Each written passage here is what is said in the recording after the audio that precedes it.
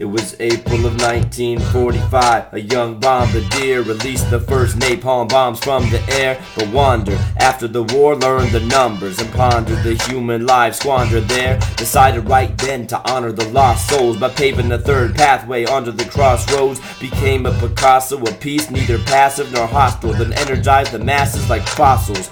Spelman professor but knew his position was best served nurturing the new abolitionists. Slick faculty support base until they fired him for insubordination. Alice Walker says it was the love in his teaching that taught his students not to let their otherness keep them from their full potential, because he didn't think they should ever succumb to the southern mystique. He saw the struggle for peace against thugs and police and government creeps as the project of us all. One of the very first people to publicly speak of Vietnam and the logic of withdrawal. He said, every war is a war against children, and every movement starts small but resilient. Every seed change builds from a humble brilliance. The countless small actions of unknown millions. The tide turns from the winds of change when our nation's behavior is inhumane.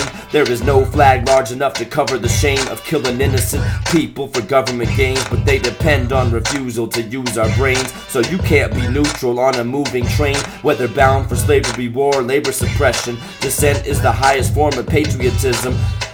They say the history page is just written by the prestigious, pre-decided greats, but he carved out a space for everyday participants in the people's history of the United States. The people's victories he validated, the courageously radical he elevated, and the poor and oppressed once relegated to the margins, he revived them and celebrated, and presented history like it really went. Like Helen Keller was a socialist militant, like Mark Twain was an anti-imperialist, and Bob Moses, no one knows who he really is, but this generation's becoming aware and diving into the other America. It's not quite about who's sitting in the White House, it's about who's sitting in disobedience. Democracy is hands on listen and stand up. You might even end up in prison. He had a dream, we placed demands on the system to make war taboo like cannibalism. There's a mission for us, the challenge of our life in this hour is developing new plots to address terrorism and war with the power of non-violence, a power that governments cannot suppress. Anything can be achieved like power 10